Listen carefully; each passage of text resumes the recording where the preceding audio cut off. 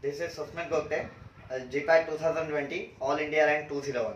So today I am going to share some strategies for the future GPAT 2021 aspirants. So what may be the strategies for students?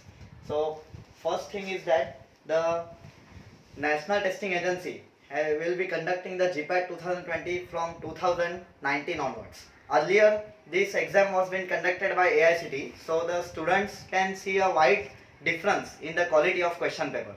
So, first of all, goal setting means क्या होना चाहिए कि students को अपना एक goal set कर देना चाहिए कि हम लोग को इतने 200 अबाव लाना है, हम लोग को ये रैंक लाना है, तो ये गोल एक सेट करना चाहिए. तो गोल सेट करने के बाद ही आगे की हम लोग तैयारी कर सकते हैं. So first thing is clear, goal setting, that means we have to bring about 200. So मैं स्टूडेंट से यही एडवाइस करूंगा कि 200 के ऊपर लाने की पहले कोशिश करना. Second, basic concept must be clear. ये बहुत इंपॉर्टेंट है क्योंकि अगर ये जीपैट एग्जाम यही टेस्ट करती है, एनटीए यही टेस्ट करता है स्टूडेंट्स की कि स्टूडेंट जो है वो फार्मेसी स्टूडेंट है, वो अपने 4 इयर्स के फार्मासिकल साइंस के कोर्स में कितना क्लियर है, उसके बेसिक्स कितने क्लियर है, वही इधर टेस्ट होंगे. ओके, सो हमेशा स्टूडेंट्स को अपने बेसिक्स क्लियर रखने चाहिए, दैट इज थेरेटिकल नॉलेज भी रखना चाहिए, फिर प्रैक्टिकल नॉलेज भी रखना चाहिए. सब कुछ दोनों मिला के हम लोग को ये एग्जाम अपीयर करनी है.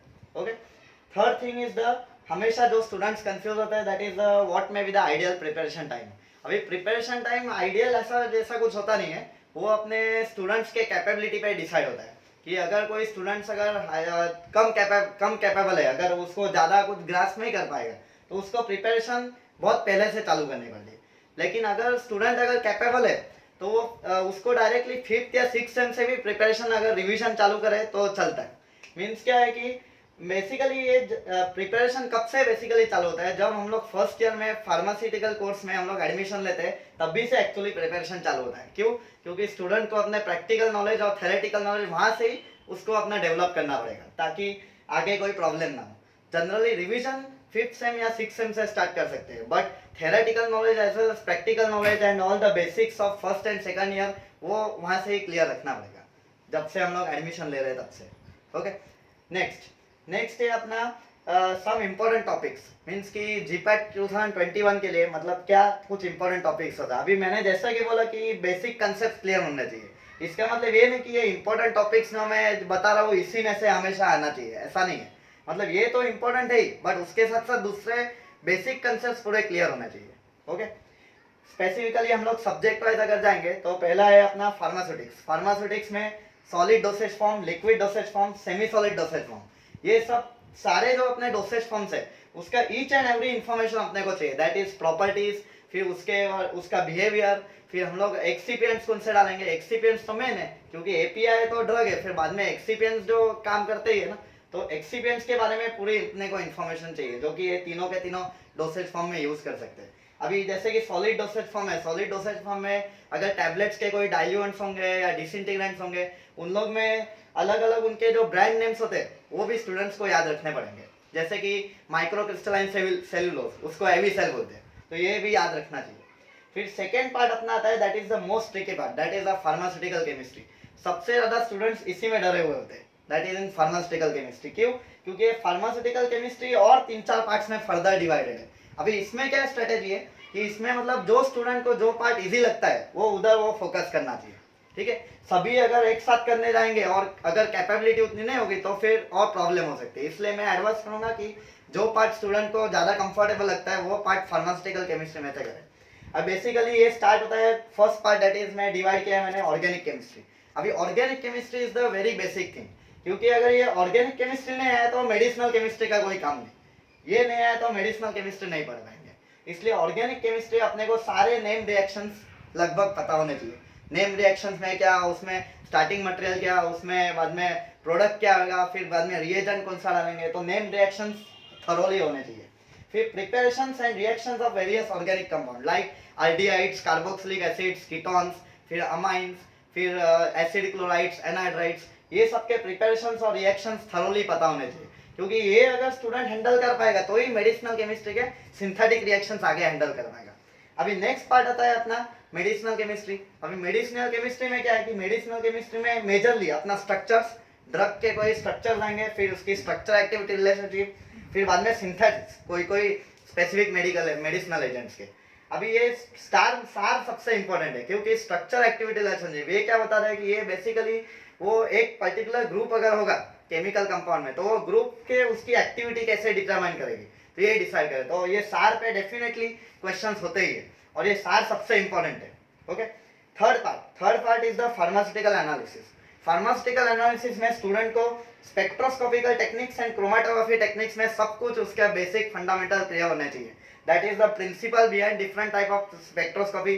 That is UV visible spectroscopy का क्या प्रिंसिपल है, एनएमआर का क्या प्रिंसिपल है, आईआर का क्या प्रिंसिपल है, ईएसआर का क्या है। तो ये सभी टाइप के स्पेक्ट्रोस्कोपिकल मेथड्स में अपना स्टूडेंट को एकदम थरोली क्लियर रहना चाहिए। फिर सेकेंड पार्ट आता है इंस्ट्रूमेंटेशन। मीन्स अभी यूवी विजिबल स्पेक्ट्रोफोटोमीटर है तो उसका कुछ इंस्ट्रूमेंटेशन होगा। तो इंस्ट्रूमेंटेशन में उसके कौन से पार्ट्स आते हैं, फिर उसके डिटेक्टर्स कौन से होते हैं, फिर वो डिटेक्टर का प्रिंसिपल क्या है, ये सब कुछ अपना क्लियर चाहिए स्टूडेंट को ताकि फिर वो अपना स्पेसिफिकली कोई भी एनालिटिकल मेथड्स पे क्लियर हो सकेगा। फिर इलेक्ट्रो एनालिटिकल टेक्निक्स जो कि यूजुअली फर्स्ट और सेकंड ईयर एनालिसिस स्टूडेंट्स में होते हैं। That is potentiometric titration, complexometric titration, फिर बाद में एम्फेरोमेट्रिक टाइट्रेशन, ये सब टाइप के इलेक्ट्रो एनालिटिकल मेथड्स होने चाहिए और जनरली टाइट्रेशन मेथड होने चाहिए। ओके, ये थोड़ा सा अभी बोल सकते हैं कि कम होना, बट स्पेक्ट्रोस्कोपी और क्रोमेटोग्राफिकल टेक्निक ज्यादा इंपॉर्टेंट है क्योंकि इसका इंडस्ट्रियल सिग्निफिकेंस आगे है। और दूसरी मेन बात, मास स्पेक्ट्रा, आईआर स्पेक्ट्रा और एनएमआर स्पेक्ट्रा स्टूडेंट्स को थरोली इंटरप्रेट करना आना चाहिए क्योंकि क्वेश्चंस कभी कभी मास स्पेक्ट्रा इंटरप्रिटेशन पे भी हो सकते हैं। ओके, नेक्स्ट पार्ट है biochemistry. Biochemistry actually minor subjects में डिवाइड किया था, बट क्या है कि इट इज एसेंशियल क्योंकि माइनर सब्जेक्ट्स जो है ना ये रैंक बढ़ाते हैं।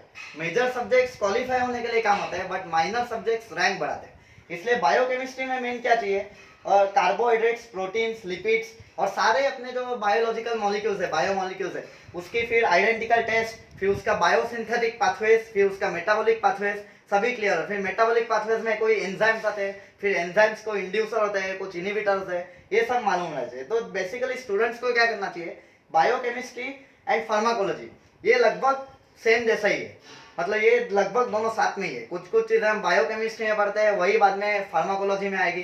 सो हम लोग को कभी उस टाइम ही हम लोग को कोरिलेट करके करना है। ओके, नेक्स्ट है अपना फार्माकोलॉजी।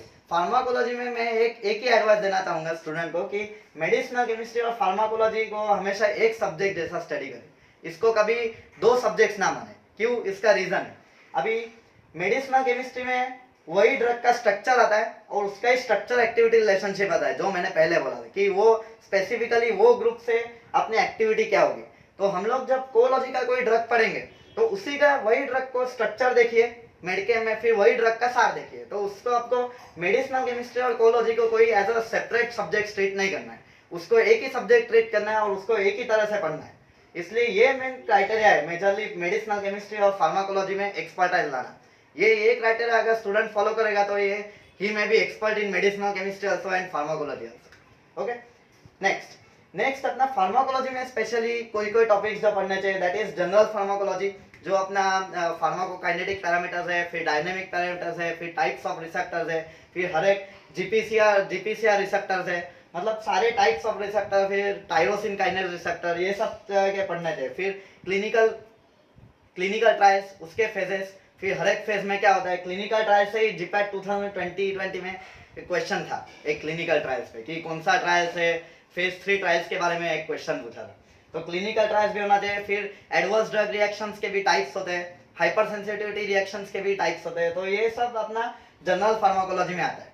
उसके बाद autonomic nervous system, drugs acting on autonomic nervous system, drugs acting on central nervous system, drugs acting on respiratory system, drugs acting on endocrine system and at last chemotherapy में अपने antibiotics भी आते हैं और anti cancer agents भी आते हैं। तो ये सभी इंपॉर्टेंट है।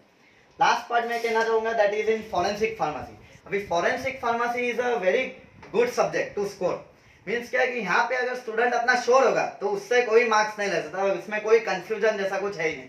इसलिए फॉरेंसिक फार्मेसी भी स्टूडेंट को ऐसा ध्यान देना चाहिए क्योंकि ये स्कोरिंग सब्जेक्ट है।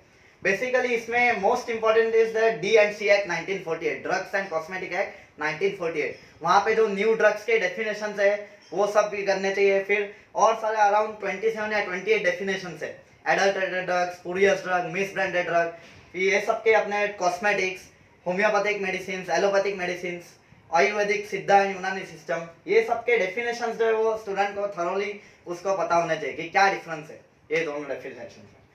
फिर all acts under passing years, ये भी इंपॉर्टेंट है। कभी कभी क्वेश्चन ऐसा भी आता है कि poison act was passed in which year, that is 1919।